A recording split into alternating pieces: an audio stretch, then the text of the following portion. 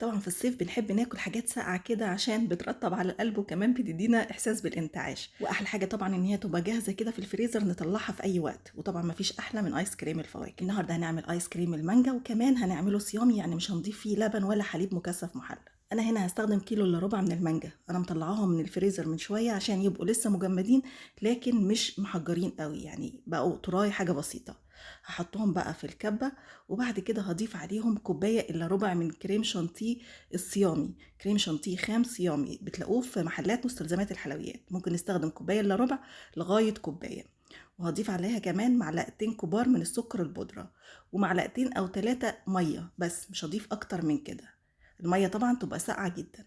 وهضرب بقى كل المكونات مع بعض في الكبة كويس جدا لغاية ما الخليط ده كله يتحول لخليط كريمي كويس جدا.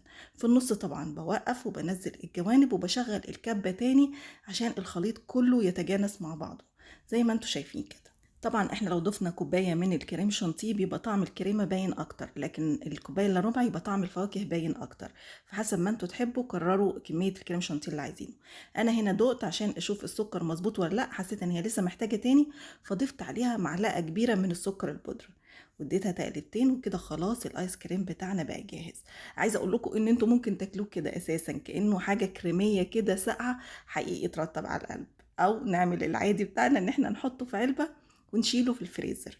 بعد الخطوة دي احنا قدامنا حاجة من اتنين، يا اما نشيله في الفريزر كده 3-4 ساعات ونطلعه ناكله عادي ايس كريم تحفة ويجنن، او لو عايزين بقى القوام بتاعه يبقى كريمي اكتر بنسيبه بقى في التلاجة او في الفريزر يعني لمدة ساعتين وبعد كده نطلعه بيبقى بالقوام ده اللي انتوا شايفينه ونديله ضربة تاني. لو ما نضربه مرة تانية ده بيخلي القوام كريمي اكتر وبيديله المطة بتاعة الايس كريم.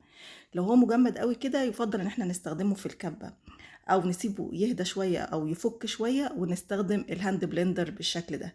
ده بيخلي اللون يفتحها اكتر والقوام بتاعها بيبقى يعني كريمي اكتر عن الاول. بس ما تستخدموش الهاند بلندر وهو مجمد قوي لان ممكن ده يبوظ منكم الهاند بلندر. لو مجمد قوي استخدموا الكبة يكون افضل. شايفين قوامه بعد ما ضربناه للمرة التانية عامل ازاي؟ عامل زي الايس كريم السوفت العادي اللي احنا بنشتريه من المحلات، حلو جدا يتاكل كده. او شيلوه في الفريزر عادي لمدة 3-4 ساعات لغاية ما يجمد وبعد كده تقدروا تاكلوه. لما تحبوا تاكلوه بقى طلعوه من الفريزر قبلها ب3-4 دقايق كده 5 دقايق سيبوه يهدى عشان تبقى سهل معاكم ان انتوا تقدروا تغرفوا يعني بالمعلقة بتاعة الايس كريم. طبعا احنا ممكن نعمل فواكه تانية، ممكن نعمل بالفراولة، ممكن نعمل بالكانتالوب، يعني الفاكهة اللي تحبوها تقدروا تعملوا بيها.